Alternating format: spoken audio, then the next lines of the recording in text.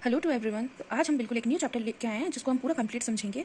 और केमिस्ट्री का सबसे इंपॉर्टेंट चैप्टर भी है सोल्यूशन। इस पे क्वेश्चंस बनते ही बनते हैं, और या मैं कह सकती हूँ कि एग्जामिनर का सबसे फेवरेट चैप्टर है। दो चार चैप्टर ऐसे केमिस्ट्री में जो कि बहुत इंपॉर्टेंट है, जैसे सॉलिड स्टेट हो गया, सोल्यूशन हो गया, इलेक्ट्रोकेमिस्ट्री हो गया, मेटलर्जी हो गया, सरफेस टेंशन हो गया। उन्हीं में से एक चैप्टर आता है सोल्यूशन। ठीक है, तो अब टाइम वेस्ट ना करते हुए हम समझते हैं कि सोल्यूशन क्या होता है। सबसे बेसिक से स्टार्ट करेंगे और लास्ट इसको समझेंगे। तो सबसे पहले हम इसकी डेफिनेशन ही देख लेते हैं कि सोल्यूशन होता क्या है। तो a solution is a mixture of two or more component that is homogeneous. क्या हमने समझा? हमने ये समझा कि सोल्यूशन क्या होता है। It is a homogeneous mixture of two component. ठीक है, किन्हीं दो कंपोनेंट का होमोजीनियस मिक्सचर ही सोल्यूशन कहलाता है। होमोजीनियस टर्म यहाँ पर बहुत इंपॉर्टेंट है, इसे मिस मत करना। अगर आप ये लिख दोगे कि it is a mixture of two component, तो एग्जामिनर वहाँ गलत कर देगा। It is a homogeneous mixture of two component. For example, mixture of salt and water and mixture of sugar and water.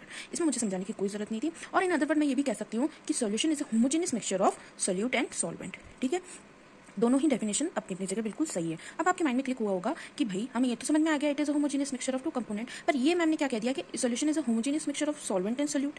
तो अब हम समझते हैं कि सोल्यूट क्या होता है और सॉल्वेंट क्या होता है। ठीक है, तो इनकी भी हम डेफिनेशन देखते हैं। सबसे पहले हम समझते ही हैं कि सॉल्वेंट क्या होता है।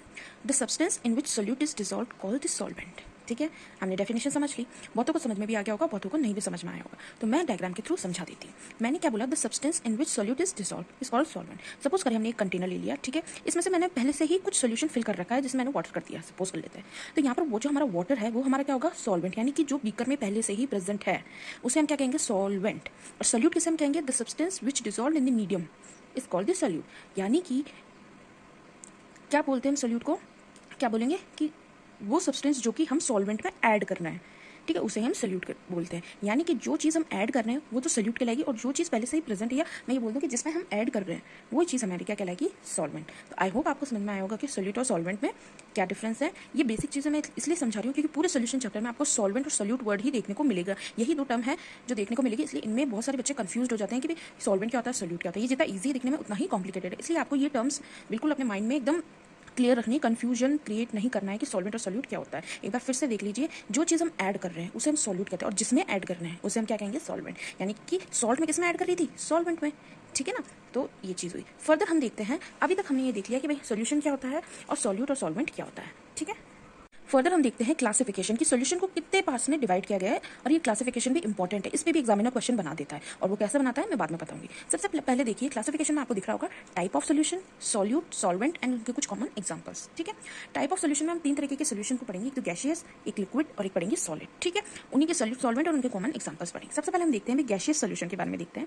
अगर सपोज करें सॉल्यूट, अगर हम गैस, लिक्विड, सॉलिड है, सॉल्वेंट तो हमारा गैस लेगा क्योंकि हम किस टाइप ऑफ सोल्यूशन की बात करें? गैशियस की, इसलिए हमारा जो सॉल्वेंट है वो तो एक जैसा ही रहेगा, है ना। जैसे कि मैं आपको बताऊं, अपन ने यहाँ देखा था एक बीकर में, मैंने क्या बोला था आपको स्टार्टिंग में कि सॉल्वेंट पहले से ही प्रेजेंट रहता है। अगर मैं यहाँ पर गैशियस टाइप ऑफ सोल्यूशन की बात करूँ, इसका मतलब यहाँ पर जो बीकर के अंदर जो पहले से पड़ा होगा वो तो सॉल्वेंट ही होगा, और वो क्या होगा? गैशियस ही होगा। तो यहाँ पर हमने यही देखा कि जो हमारा सॉल्वेंट है वो चेंज नहीं होगा तीनों केसेस में, चाहे मैं गैस लूँ, लिक्विड लूँ, सॉलिड लूँ, हमारा जो सॉल्वेंट है वो तीनों केसेस में क्या रहेगा? गैस रहेगा, क्योंकि हम किस सोल्यूशन की बात कर रहे हैं? हम गैसियस सोल्यूशन की बात कर रहे हैं। तो अगर देखते हैं, अगर सपोज करें मैं अपने सॉल्वेंट में अगर गैस को ऐड करूँ, यानी कि मेरा सॉल्यूट गैस हो और सॉल्वेंट भी गैस हो, तो कौन सा कॉमन एग्जांपल हमारा बनता है कि ऑक्सीजन एंड नाइट्रोजन का मिक्सचर बनता है। अगर मैं लिक्विड और गैस की बात करूँ तो बनता है क्लोरोफॉर्म और नाइट्रोजन का मिक्सचर, और अगर मैं सॉलिड और गैस की बात करूँ तो वो बनता है नाइट्रोजन गैस विद कैम्फर का एग्जाम्पल बनता है। अब आप सोच रहे हो कि भाई एग्जामिनर हमसे किस तरीके के क्वेश्चन पूछेगा, तो वो ऐसा बोलेगा कि एक गैसेस टाइप का सोल्यूशन है जिसमें सॉल्वेंट क्या होगा? गैस होगा। ठीक है, अगर मैं सॉल्यूट गैस ऐड करूँ गैसेस सॉल्वेंट में, तो उसका एक कॉमन एग्जांपल बताओ। तो इस तरीके से वो हमारा एग्जांपल्स पूछ सकता है। ठीक है, फर्दर हम देखते हैं, अगर मैं लिक्विड सोल्यूशन की बात करूँ तो इस केस में भी हमारा सॉल्वेंट बदलेगा नहीं, क्योंकि लिक्विड सोल्यूशन की बात कर रही हूँ तो सॉल्वेंट क्या होगा? हमारा सोल्यूशन ही लिक्विड ही रहेगा। अगर लिक्विड के अंदर मैं गैस को ऐड करूँ तो उसका एक एग्जाम्पल बनता है water with O2 dissolve in it. अगर मैं लिक्विड की बात करूँ तो इथेनॉल डिजॉल्व इन लिक्विड। अगर मैं सॉलिड लिक्विड की बात करूँ तो वो बनता है ग्लूकोज एंड वाटर। सिमिलरली अगर हम सॉलिड सोल्यूशन की बात करें तो उस केस में क्या होगा? हमारा जो सॉल्वेंट होगा वो क्या होगा? सॉलिड ही रहेगा, चेंज नहीं होगा। चेंज हमारा क्या होगा? हमेशा सॉल्यूट चेंज होगा। इसमें आपको ये चीज़ ध्यान रखनी है। तो अगर सपोज करें कि अगर सॉलिड सोल्यूशन में अगर मैं सॉल्यूट गैस लूँ तो उसमें क्या बनता है? हाइड्रोजन सोल्यूशन इन पैलेडियम बनता है। अगर लिक्विड सॉलिड की बात करूँ तो मर्क्यूरी एंड सॉलिड अमलगम बनता है, एग्जाम्पल है इसका। और अगर सॉलिड की बात करूँ तो उसका कौन सा एग्जाम्पल है कि जो कॉपर है वो डिसॉल्व है किसमें? गोल्ड में। तो हमने तीन टॉपिक के बारे में पढ़ा, कौन कौन से। एक तो हमने सबसे पहले देखा कि भाई सोल्यूशन की डेफिनेशन क्या है, फिर हमने सॉल्यूट सॉल्वेंट को समझा, और अब हमने देखा क्लासिफिकेशन। क्लासिफिकेशन को लाइटली मत लेना कि भाई इसमें से क्या क्वेश्चन आएगा, एग्जामिनर इसमें से क्वेश्चंस बना देता है, तो आपको ये सब चीज़ें ध्यान रखनी है, ठीक है। और मैंने आपको बता ही दिया कि एग्जामिनर किस तरीके के क्वेश्चन देता है।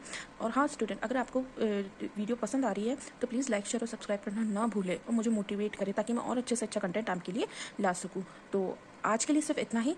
फर्दर जो नेक्स्ट क्लास का जो टॉपिक होगा वहाँ से आपकी सॉल्यूशन, मेन जो सॉल्यूशन चैप्टर है वो स्टार्ट होगा। और ये तो कॉमन टॉपिक थे, ठीक है, पर वो जो अब जो टॉपिक स्टार्ट होंगे नेक्स्ट क्लास से वो सारे के सारे इंपॉर्टेंट टॉपिक्स हैं। तो ज़रूर वीडियो देखिए और प्लीज़ लाइक शेयर और सब्सक्राइब करना ना भूलें। Thank you.